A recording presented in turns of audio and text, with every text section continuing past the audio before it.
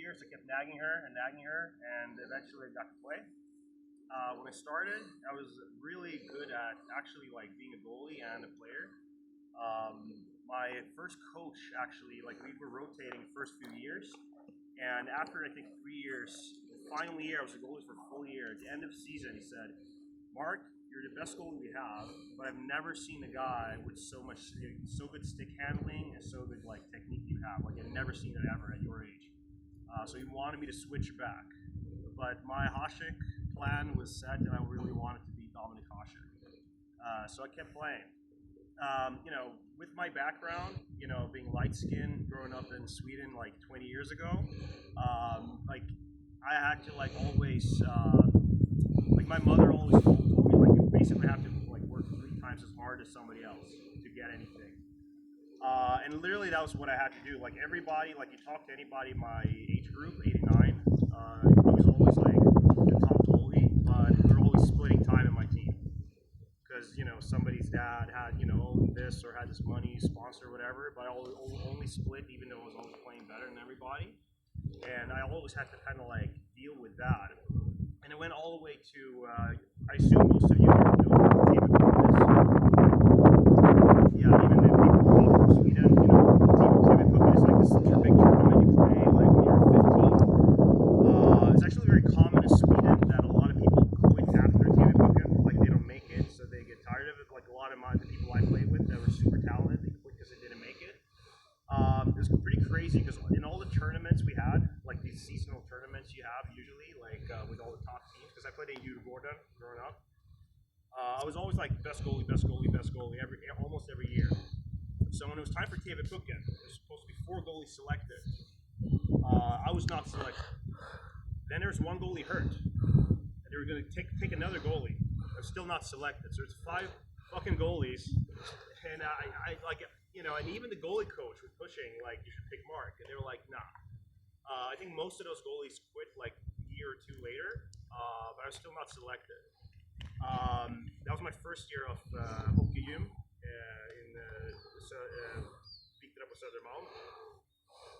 So I just kept working at it, and a month later, I was selected to the juniors national team camp, and the national team, and I was in that national team until World 20 Juniors for 4 years after that.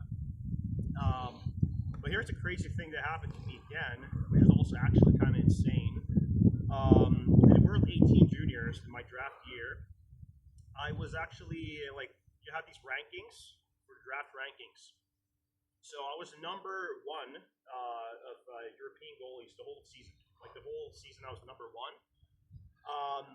The world ranking for that year, I was like 4 or 5, jumping between 4 or 5. I think at the end, Joel Easted, if you know who that is, he went past me, and I dropped to 5th. So I was 5th in the draft rankings.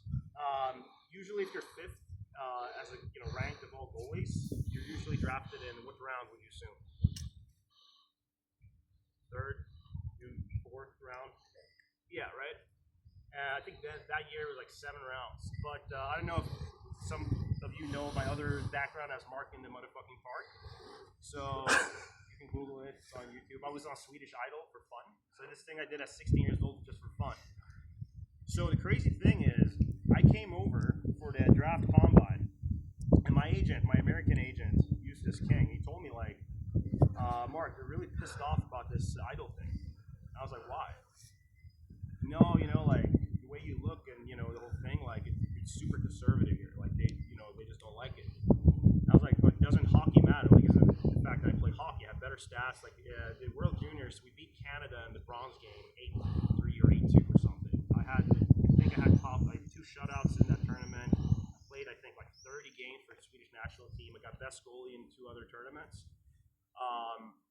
And yet, I was ranked 5th. And he was like, no, it's a big problem. So I was in Toronto, I did a combine. You can see I'm in pretty good shape now, so you can imagine how good shape I was when I was like 19 years old. I had better test results than most players. Like beat records. I think I still have in Luleå the record for long jump.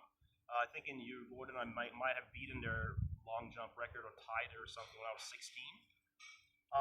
But even so, as a goalie, having like the best combine numbers my interviews, when they found out about this idol thing, like the word went around, it went from 23 team interviews, or 25 team interviews, to the day after, only 6.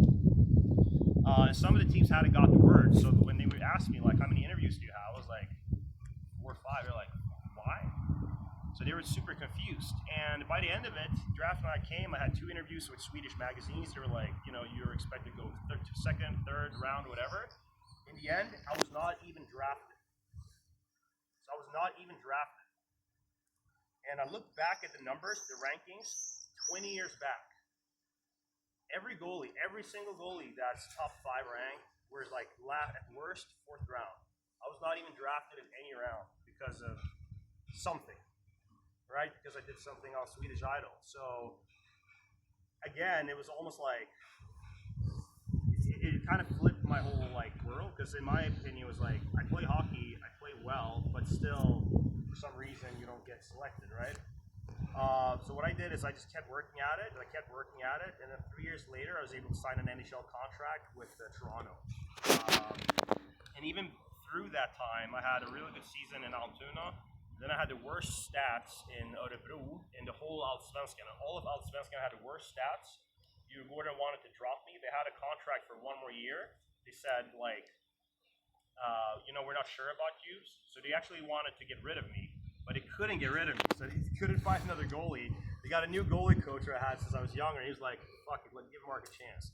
And that year I had actually the best stats in the SHL. So I had the best save percentage in the SHL the year after, and that's when I signed the NHL contract.